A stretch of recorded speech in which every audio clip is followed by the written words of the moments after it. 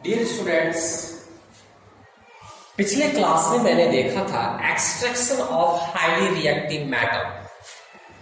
ऐसा मेटल जो reactivity series के टॉप में था, जैसे सोडियम, पोटासियम, मैग्नीशियम, एडिसिव।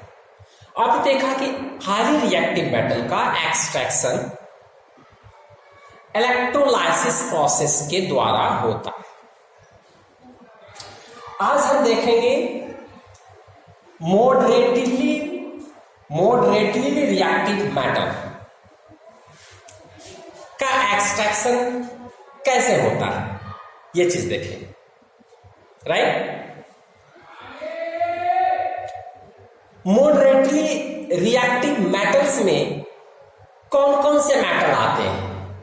तो इसमें मॉडरेटली रिएक्टिव मेटल्स में जैसे आपका आ गया जिंक। ठीक है, जिंक किस में आ गया? मॉडरेटली रिएक्टिव मेटल्स में। मैग्नीज,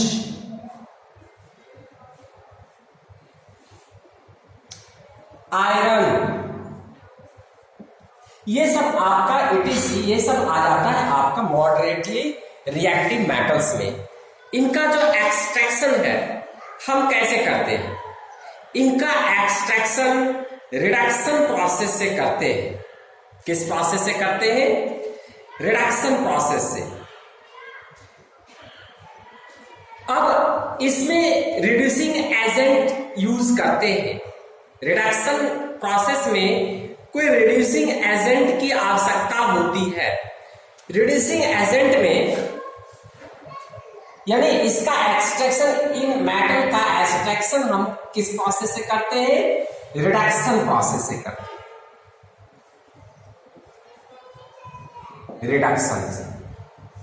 अब इसके रिडक्शन के लिए हमें रिड्यूसिंग एजेंट की आवश्यकता है।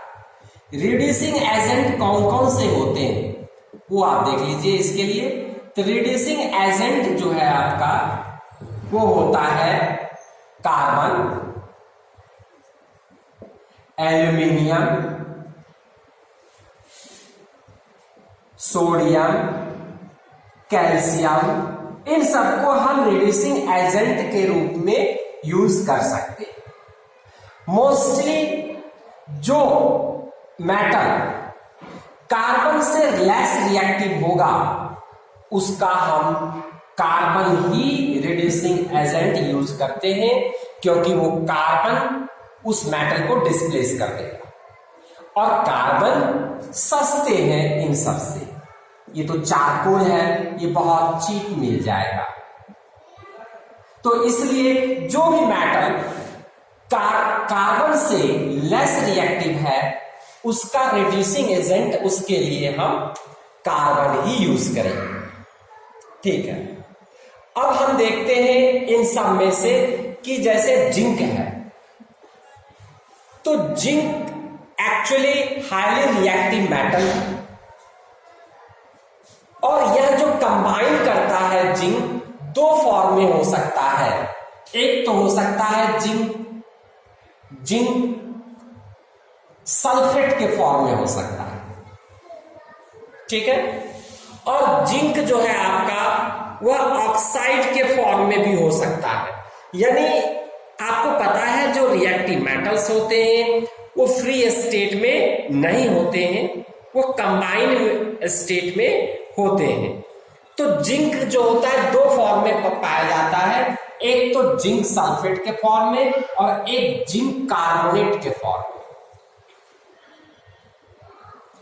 अब यह देखा गया है कि इससे हम रिड्यूस्ड डायरेक्टली ऑक्साइड में करें, नॉट इजी।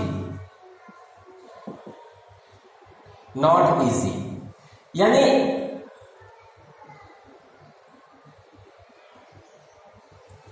यह ऑक्साइड फॉर्म में नहीं है, तो इसका जो है रिड्यूस जो मेटल में करेंगे वो इजी नहीं होगा। इसके लिए इसे हमें सबसे पहले ऑक्साइड फॉर्म में चेंज करना होगा। इस फॉर्म में हमें reduce to metal, not easy, reduce to metal not easy, वो इजी नहीं होता है। लेकिन ऑक्साइड फॉर्म में यदि है तो वह इजीली चेंज हो जाता है मेटल में। तो हम क्या करते हैं, साइंटिस्ट क्या करता है, सबसे पहले इन सल्फाइड और या कार्बोनेट और को चेंज करता है ऑक्साइड्स और में। अब ऑक्साइड्स और में कैसे चेंज होता है यह देखेंगे।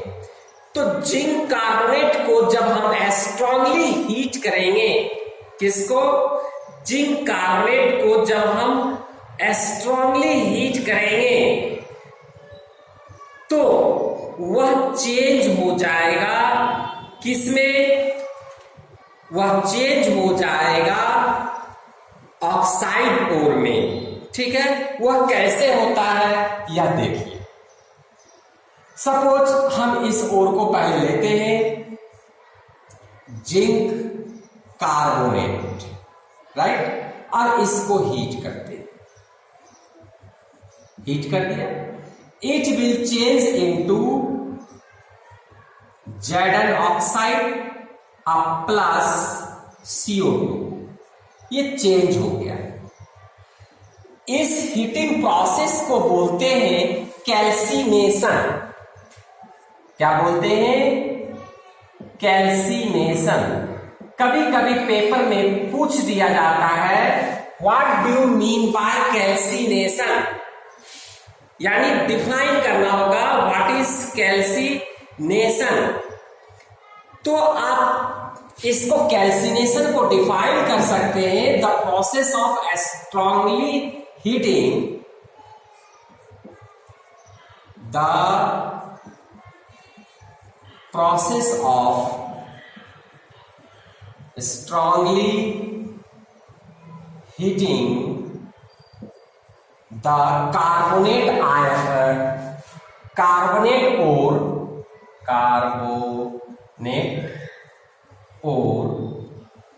the process of strongly heating the carbonate ore in the absence of air, हवा के अभाव में जब हम उसको एक्सटर्नली हीट करते हैं तो उसको बोलते हैं हम क्या, कैल्सिनेशन। समझ में आ गया, किस लिए हीट करते हैं, तो to convert into metal oxide, to convert into metal oxide.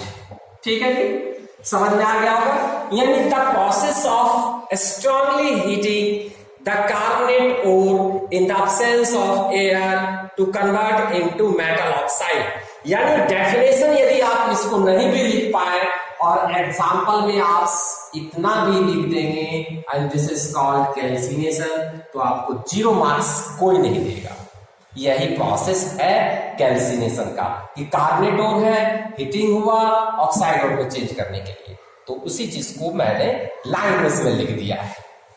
तो इस तरह से ऑक्साइड ओर में ये चेंज हो गया। ऑक्साइड ओर में चेंज होने के बाद इससे आप इजिली मेटल प्राप्त कर सकते हैं। हम पहले आपको ये भी बता देते हैं, ठीक है कोई बात नहीं, हम इसको फिर ऑक्साइड ओर ये आपका मिल गया। ऑक्साइड ओर का यहां हम रिड्यूस करेंगे, रिडक्शन प्रोसेस करेंगे, ZnO प्लस कार्बन इसमें ले लेंगे। कार्बन क्यों लिया जा रहा है, what is the reason, first cheap, we can also take aluminum but here is cheap and carbon is more reactive than zinc, that's why we can take the carbon zinc से ज्यादा reactive है, इसलिए इसको displace कर सकता है और इसलिए हमने इसको ले लिया। अब ये कार्बन यहां पर क्या डिस्प्लेसमेंट रिएक्शन कर पाएगा, हमें ये देखना है। कार्बन जो है वो डिस्प्लेसमेंट रिएक्शन यहां कर पाएगा, तो आपका आंसर होगा हाँ। क्यों, because carbon is more reactive than zinc, zinc से ये ज्यादा रिएक्शन है, इसलिए इसको हम कर सकते हैं। ठीक है। तो कार्बन के साथ जब आप इसको हीट करते हैं, ठीक, तो ये बन जाता है जिंक प्लस कार्बन डाइऑक्साइड। ठीक है। अब आप इसको यदि बैलेंस करते हैं तो इस तरह से बैलेंस कर सकते हैं, ये दिस इज बैलेंस्ड। ठीक है। तो आपने इसको हीट किया, अब ऑक्सीडेशन और रिडक्शन आपने पढ़ा होगा। तो यहां जिंक से क्या हुआ, ऑक्सीजन रिमूव हुआ। यदि आपका ऑक्सीजन रिमूव होता है तो वो प्रोसेस कहलाता है reduction.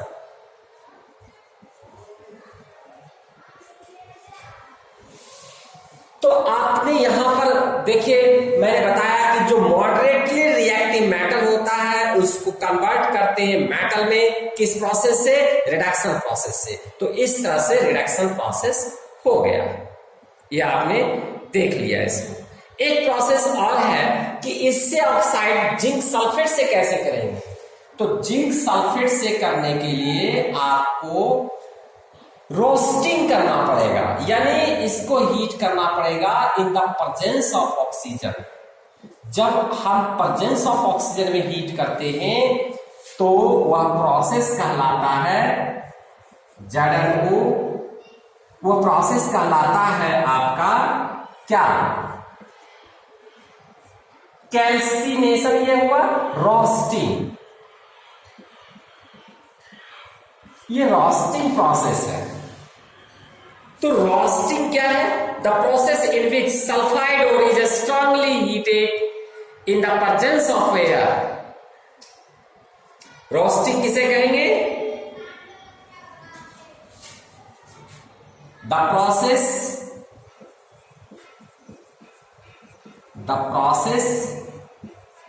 in which sulfide ore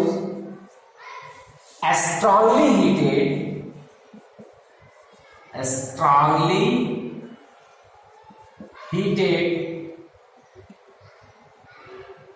in the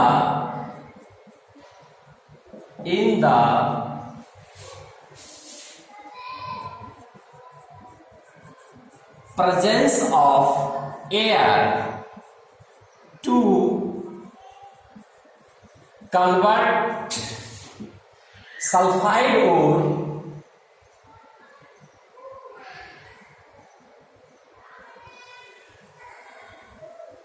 into oxide। यानी इसका देखिए थोड़ा इसी के प्रेजेंस में देखिए, केवल इसमें फर्क क्या है, फर्क है कि इसमें है, आप देख सकते हैं एब्सेंस ऑफ एयर, इसमें है प्रेजेंस ऑफ एयर। यदि ये आपके माइंड में सेट है तो इसी के लैंग्वेज में आप इसको लिख दीजिए, द प्रोसेस इन विच, इसमें भी डाल सकते हैं। चलिए, the process in which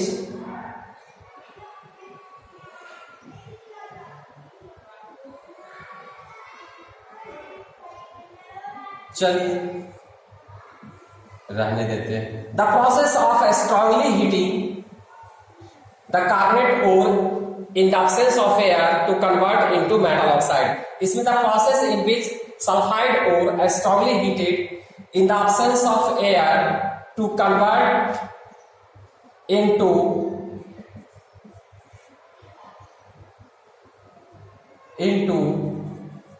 metal oxide। इस लैंग्वेज में भी आप इसको भी लिख सकते हैं, दोनों सेम है, केवल अंतर रखना है absence of air और presence of air।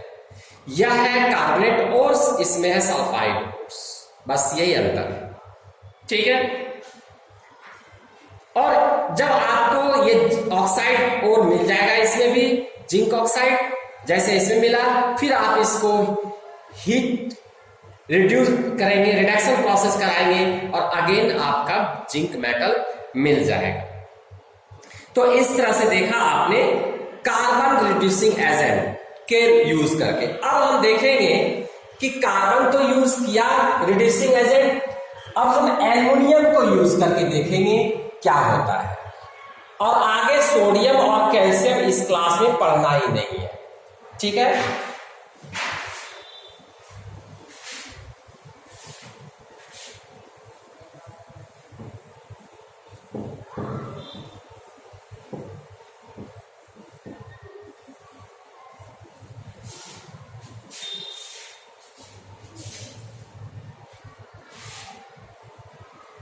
Reduction of metal oxide with aluminum.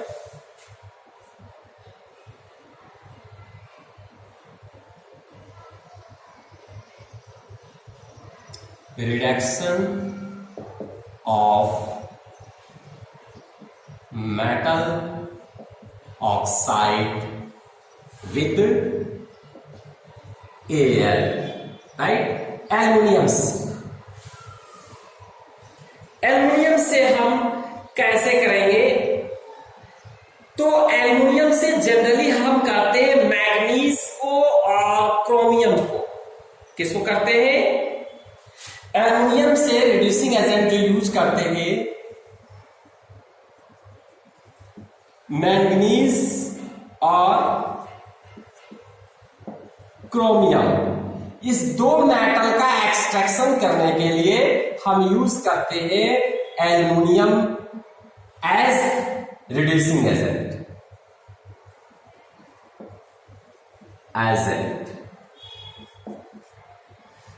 Aluminium को यूज करते हैं इन दोनों के लिए। किसको किसको? मैंगनीज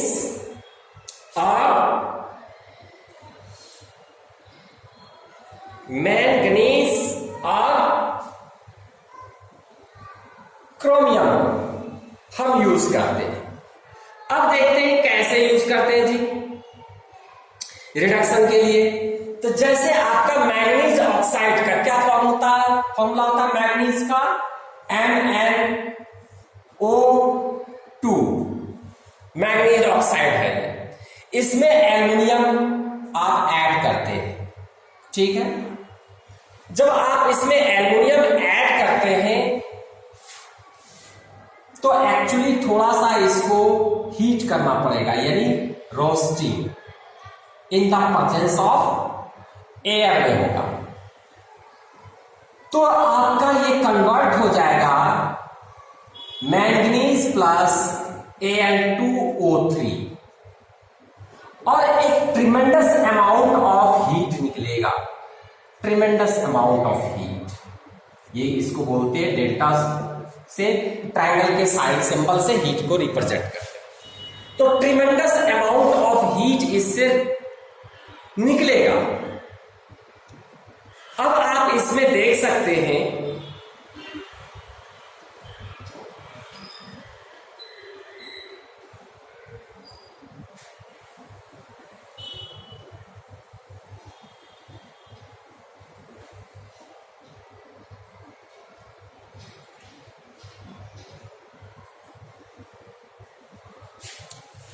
ऑक्सीजन तो हम ले नहीं रहे हैं, इसलिए हम इसको रोस्टिंग भी नहीं कर सकते हैं और इसमें खुद हीट लिबरेट हो रहा है। इट मीन्स हमें हीट देने की आवश्यकता नहीं है।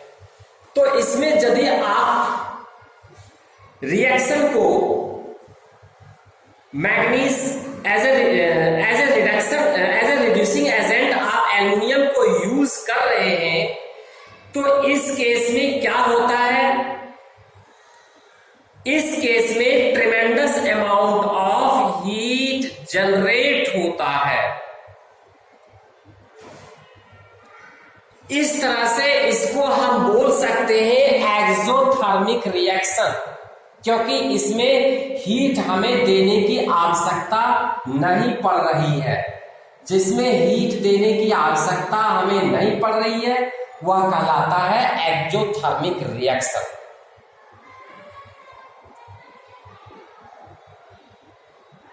इसे यदि आप बैलेंस करते हैं तो यहां 3 है, यहां 2 है। इट मीन्स हमें इसको 3 से मल्टीप्लाई करना पड़ेगा, फिर ये 3, ये 2, अब ये एल्युमिनियम 4 हो गया। इस तरह से आपको रिएक्शन को बैलेंस करना। तो आप इसमें क्या देख रहे हैं कि ये एक्जोथर्मिक रिएक्शन है। इस एक्जोथर्मिक रिएक्शन है, इसका नाम थर्मिट रिएक्शन भी होता है। एक तो हो गया एक्जोथर्मिक रिएक्शन, इसे बोल सकते हैं। दूसरा इसका नाम थर्मिट रिएक्शन केवल है, थर्मिट रिएक्शन। ठीक है, तो आपने देखा मैग्नीज और क्रोमियम और यानी मैग्नीज ऑक्साइड और क्रोमियम ऑक्साइड को कार्बन से हम रिडक्शन नहीं कर सकते, रिड्यूस नहीं कर सकते। कार्बन को एज ए रिड्यूसिंग एजेंट हम इसमें इस्तेमाल नहीं कर सकते। क्यों? Carbon is less reactive than manganese. Carbon यदि ज्यादा रिएक्टिव होता तब हम यूज कर सकते थे, तो इसलिए इस केस में हम एल्युमिनियम को यूज कर रहे हैं।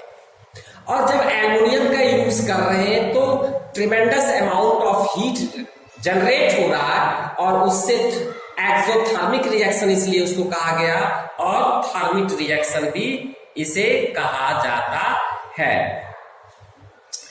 एक है आपका फेरिक ऑक्साइड।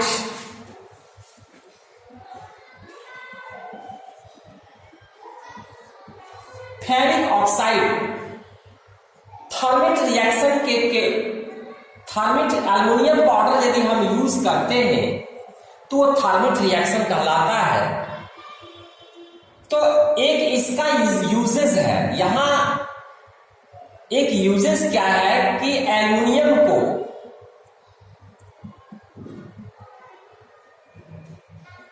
एल्युमिनियम पाउडर को जब हम रिएक्शन करवाते हैं फेरिक ऑक्साइड से तो फिर हमें मोल्टेन आयरन मिलता है और फिर ये Al2O3 एल्युमिनियम ऑक्साइड मिलता है।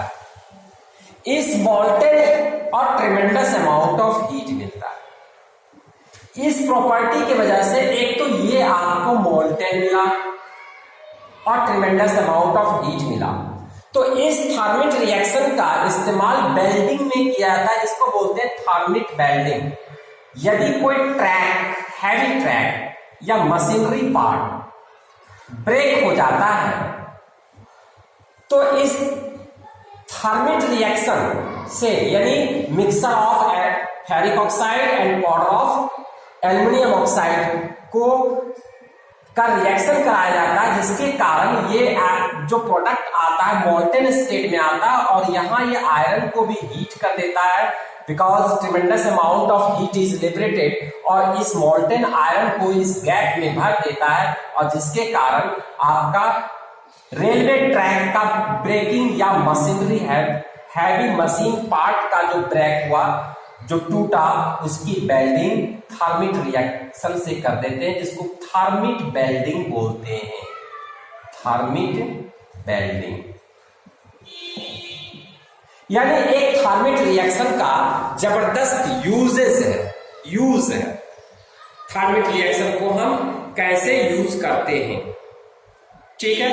तो ब्रोकन आयरन पीसेस को वेल्ड करने के लिए हम थर्मिट रिएक्शन का इस्तेमाल करते हैं।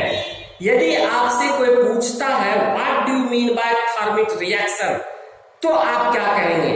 कहेंगे the reduction of metal oxide to form metal by using aluminium powder is called thermite reaction. क्या लिखेंगे? The reduction of metal oxide by using aluminium powder is called thermite reaction, हम उसे thermite reaction कहेंगे। समझ में आ गया? अब हम देखेंगे less extraction of less reactive metal. Less reactive metal में आपका कौन कौन सा आता है? लेस रिएक्टिव मेटल में आपका आ जाता है सिल्वर, कॉपर। तो सिल्वर और कॉपर का हम देखेंगे कि कैसे किया जाता है।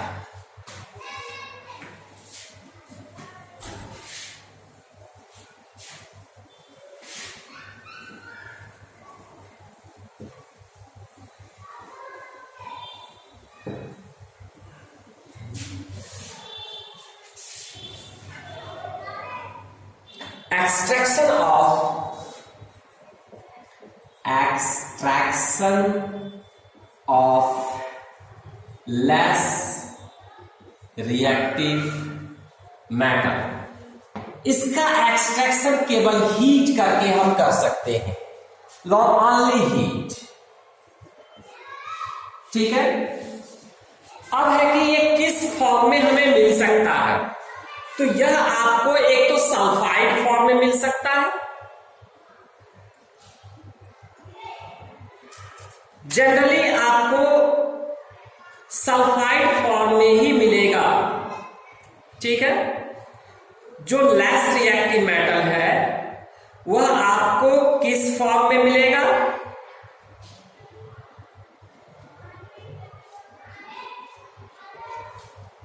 सल्फाइड फॉर्म में या ऑक्साइड फॉर्म में। ठीक है। ये दो फॉर्म में आपका मिल सकता है ओर।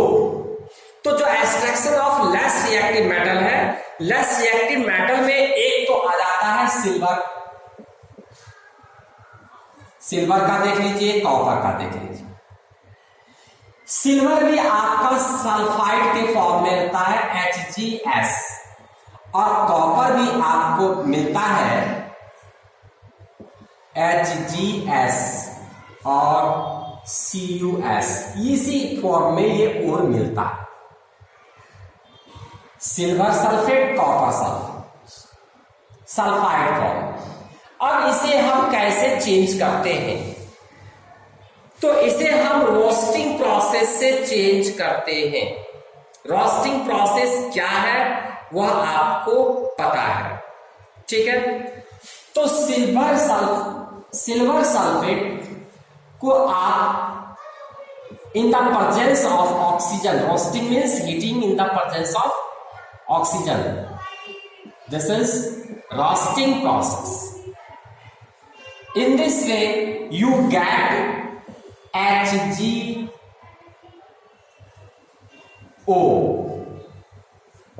Plus sulphur dioxide. आप इसको बैलेंस कर सकते हैं। तो यह आपको क्या मिल गया? Silver oxide. बैलेंस करने के लिए ऑक्सीजन 4 हो गया ऑक्सीजन। अब ये डबल हो गया,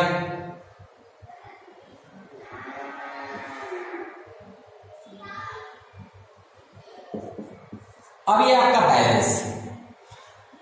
फिर जब आपका सिल्वर ऑक्साइड मिल जाता है तो इस सिल्वर ऑक्साइड के लिए आप फर्दर हीटिंग जारी रखिए और ऑक्सीजन की सप्लाई आप कट कर दीजिए।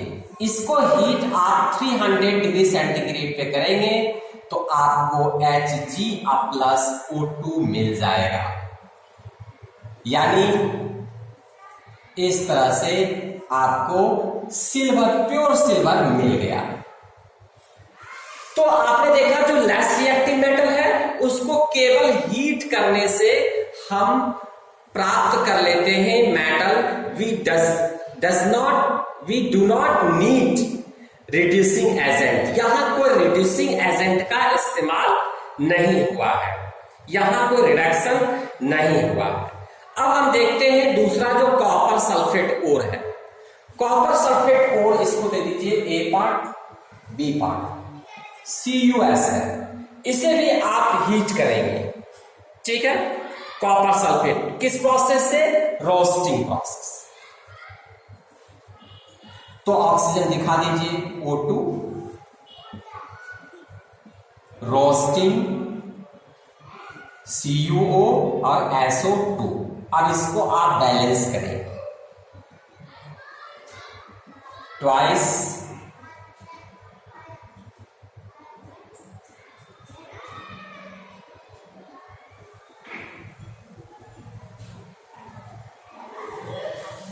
ट्वाइस से बैलेंस आपका हो रहा है।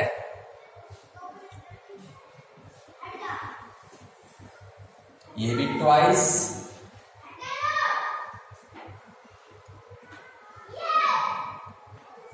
ये भी ट्वाइस,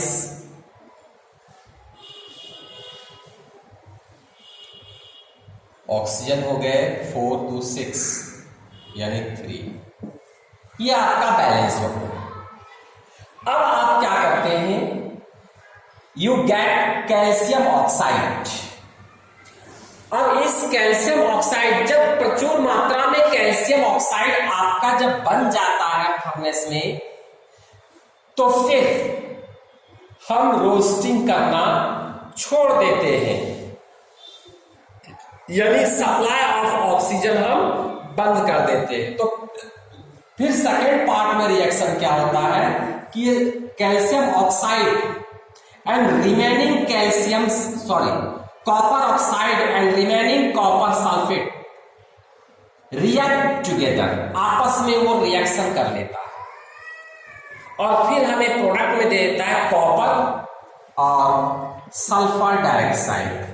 फिर इसको भी आप बैलेंस कर लेंगे। तो इस तरह से हमें मिल जाता है फिर प्योर कॉपर, ठीक है।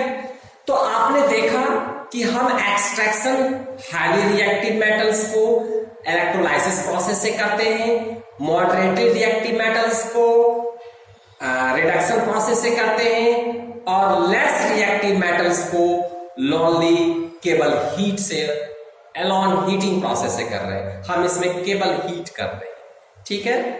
धन्यवाद। एक्सट्रैक्शन आपका समाप्त हो गया।